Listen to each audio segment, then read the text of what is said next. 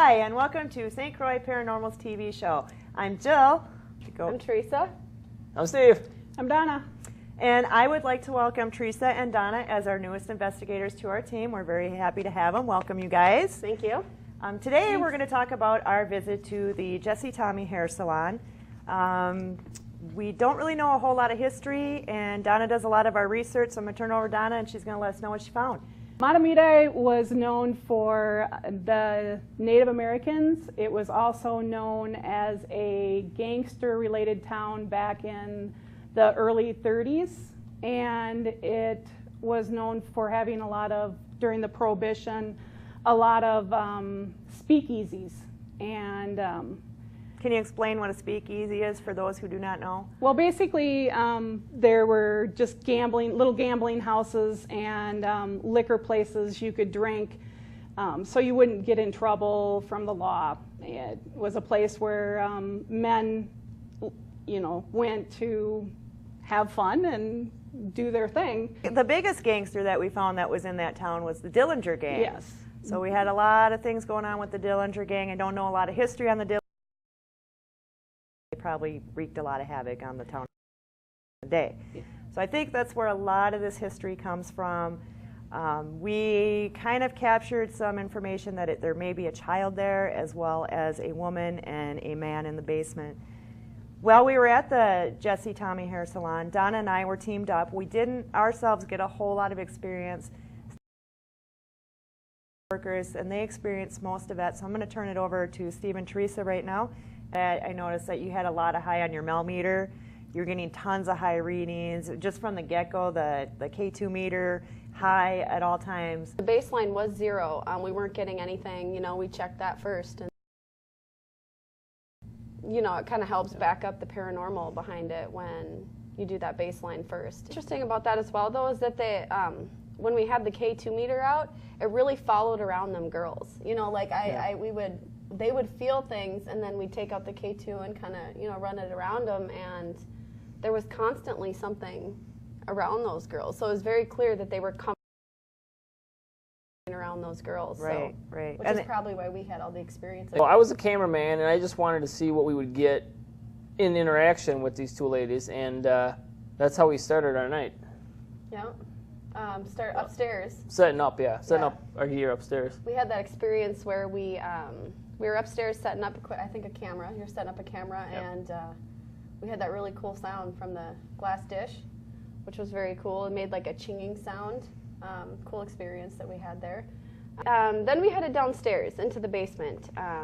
The girls who worked there had said that they get a lot of there, and I know that Kelly, one of the girls that worked there, she likes to sing to them downstairs a lot. So there's a lot of interaction going on down there with whoever resides in the basement. So I was kind of in the back corner, just kind of taking in the darkness around me and everything, and then I feel a little tug on the back of my head, enough to make my head kind of jerk back a little bit, which was very cool. Yeah, and we did get that on film. It was kind of interesting because all of a sudden Teresa's just sitting there and you see her do this and go, oh, somebody just pulled my hair. Jumped. Yeah. I jumped. It freaked me out a little. Yeah, so that was kind of interesting. And I had Kelly as well. She had at one point, several times through the night, but I did catch her on film just kind of feeling like somebody was rubbing her hair, touching her hair. Yep. There's a couple times she got a little freaked out on that, but it was pretty interesting that they tend to get touched. Their hair touched a lot is a big thing, and I don't know if that's just because they're the hair salon, but the girls do get their hair touched a lot. There's another girl in the back, her hair dryer is always getting constantly unplugged when she's using it, when she's not using it. They come in at night, in the morning, and find that it's been unplugged. So they're very kind of interesting things that happen there.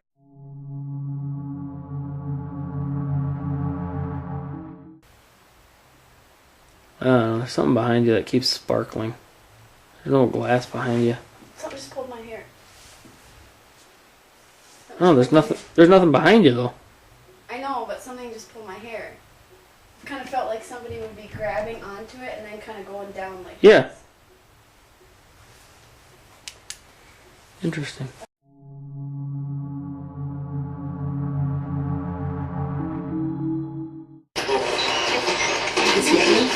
I just felt something in the back of my head. Really? Yeah.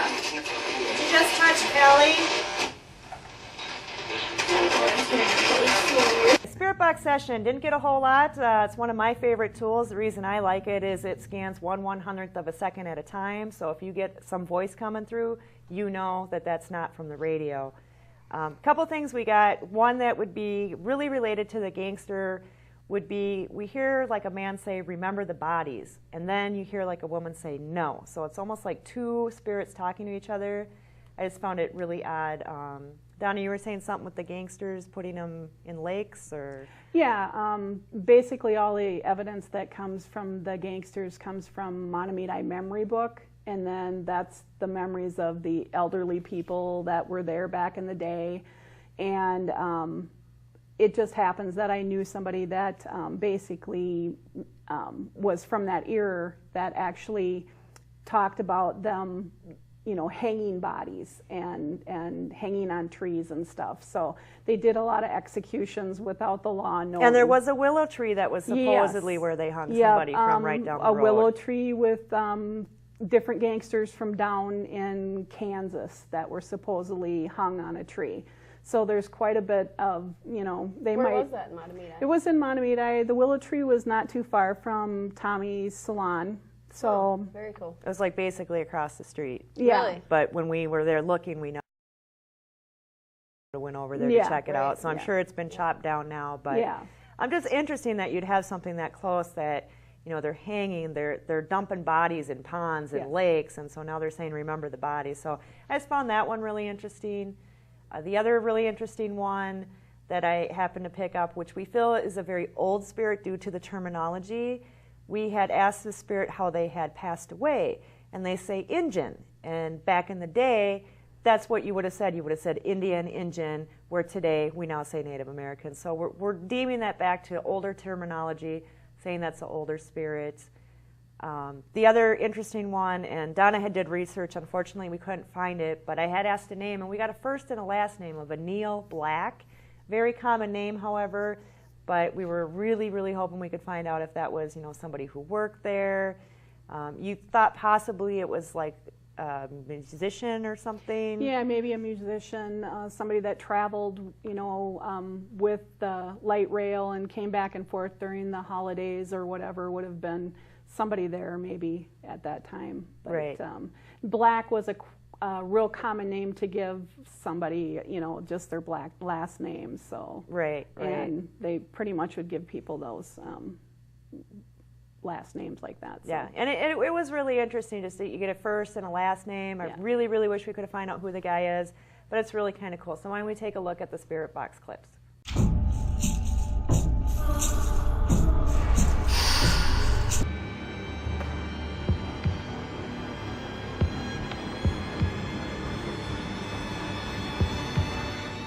Can you tell me what your name is?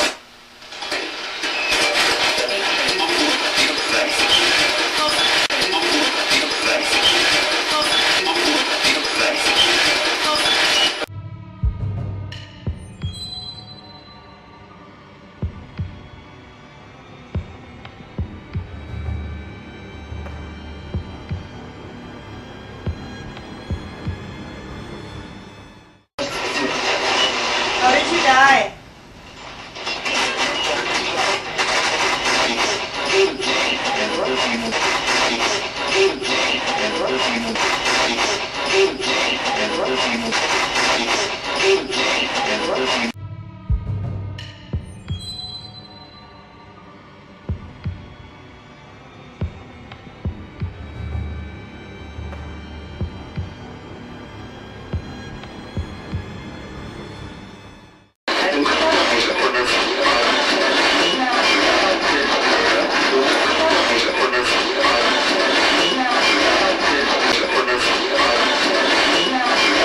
And a couple EVPs we got, and I'll just let the people who picked those up just kind of talk a little bit about what they were doing when we caught those EVPs. Steve, what were you doing when we heard a voice Well- that said, Yeah, I like to get interaction with the REM pod because usually kids like to play with electronics and this thing lights up and all that stuff. So I like to push and try to get kids to play with that.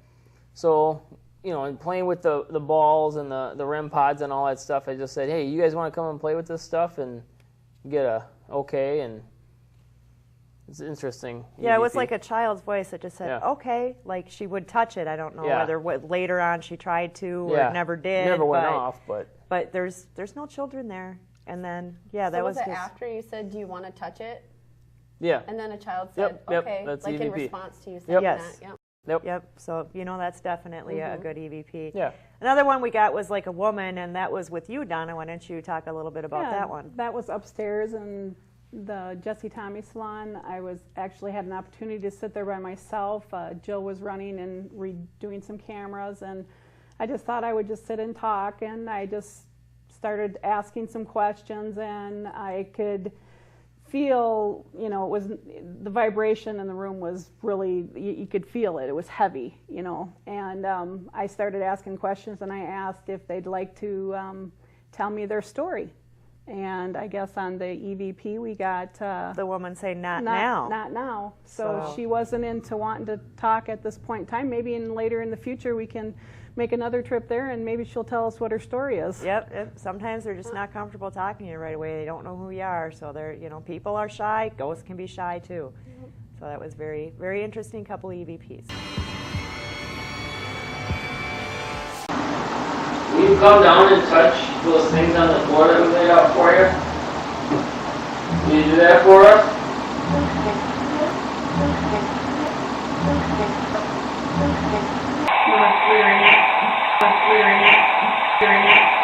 Everybody's gone. Do you want to say something?